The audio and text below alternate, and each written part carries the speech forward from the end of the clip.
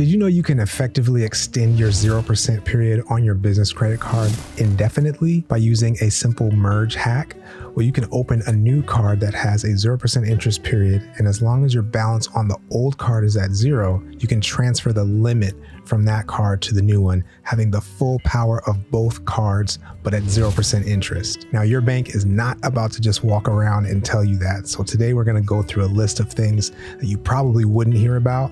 So this is Kyle Alexander, and I want you to obtain the funds to change your future and bring about your freedom. Be sure to like this video, leave a comment with any questions or takeaways, and subscribe to this channel for more content that can move you forward in your freedom journey. Now, first off, the 0% hack is a great one, and I went through it in more detail in another video, so be sure to check that out if you haven't seen it yet. But let's get right to the rest of it. Right now, first, your internal score gets you in the door, right? So banks have their own internal banking score that comes from simple products, right? These categories of deposit, credit, loan, and merchant. And what does that mean? Like if you have checking and savings, if you have credit cards, if you have a loan with them, or if you do merchant services, meaning like you have credit card processing with that bank, then sometimes having those can even trump your credit score that you have. And you can get approved for certain products if you just have those for a certain amount of time. Right? So that's a big gem that you don't always hear about.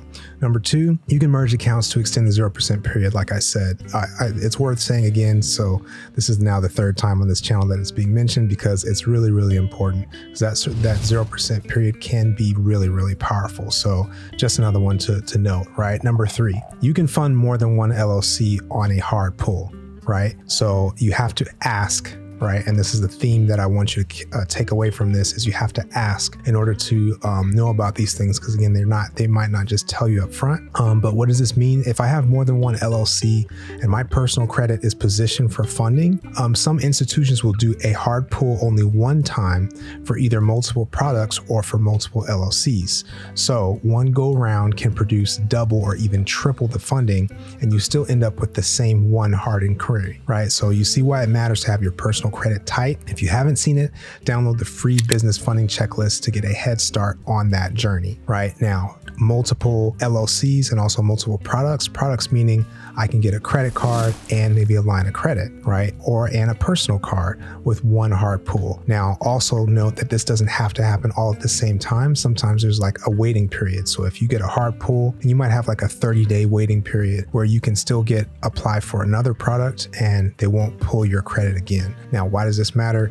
Inquiries matter because the more inquiries you have, the more risky you look. The more risky you look, the less likely you are to get approved, or you might get approved for a lower limit. And we always want to go for the max that we can. Right now, next up, industry matters, right? So your NAICS code, NAICS, have people say it differently, but it does matter, right? So they go off of whatever is listed sometimes on your tax filings. If it does end up that you need to get your taxes pulled, a lot of what we're talking about is going to be no doc funding, meaning that they're not going to ask for tax returns or income statements or things like that if you do it right. But if they do ask for it, that's going to be one of the things that they're going to look at, right? So the industry that your business is in. So certain ones, like certain banks, like PNC, for example, I know that if you're in real estate or if you are in trucking or something like that, and that's like all you do, then they're going to look side eye at that and probably either not approve you or might give you a lower limit, right? So it's just something to know about each individual bank that's really, really important, right? Now, so if you do any form of consulting or marketing or anything like that, like say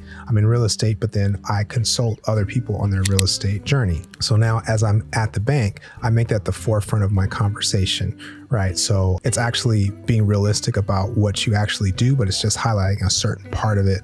And that's the part that they're going to want to see. And again, they're not going to just up and tell you that out front, right? Now, next up, banks are jealous, right? So banks compete against each other for limits, right? So you often get approved for limits that you have at another bank or higher. So for example, if I have a $5,000 card at one bank, and then I go to apply for a $25,000 card, they can actually see what your accounts look like on the business side. and on the personal side and say, oh, well, you only have a $5,000 limit over here, so we're going to give you $6,000 or $7,000 or something like that, just to beat them out. If you have that 25 at that 50 already, now they're probably by default going to give you a lot higher limit. Or if they don't, then you can always go back and say, hey, they gave me this. What are you guys doing? Do you want my business or not?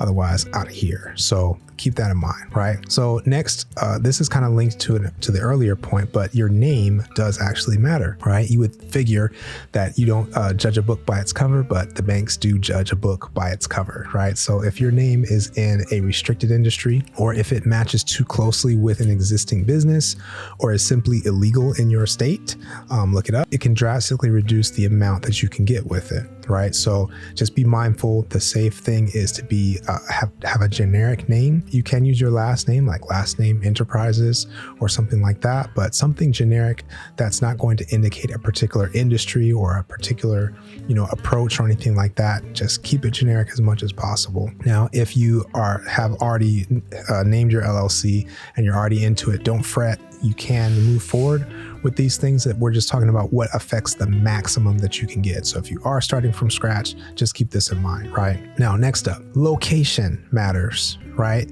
Now, this is getting into a dicey subject and no one will openly admit this, but there have been instances where the same profile applies for credit with a principal business address in one zip code that may be considered lesser than compared to one in a zip code that might be more affluent, right? The resulting limits and approvals were different, right? Big SMH right there, but it is what it is. So just be mindful of where is your principal business address. And if you have been following and paying attention, then you want to know, okay, if I'm getting a virtual address to represent my business, then some of these virtual address companies have choices for where you get to choose your business address to be. So just be mindful of the zip code of the area, because banks are looking that up and they are basing it on that, on the demographics or the economics or whatever of that area. So just keep that in mind, right?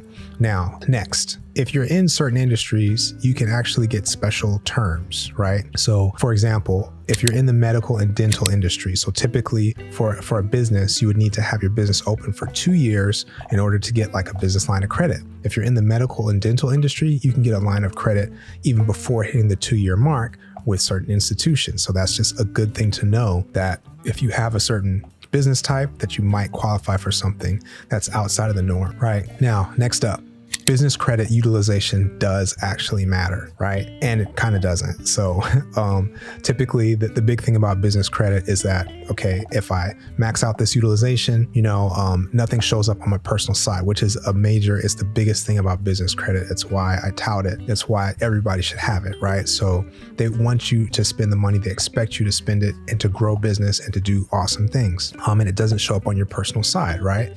Now, but that doesn't mean you can just run it up and just leave it there, right? So they are looking at, on the business side, what are your limits? What is the highest amount that you've used compared to, what the current balance is?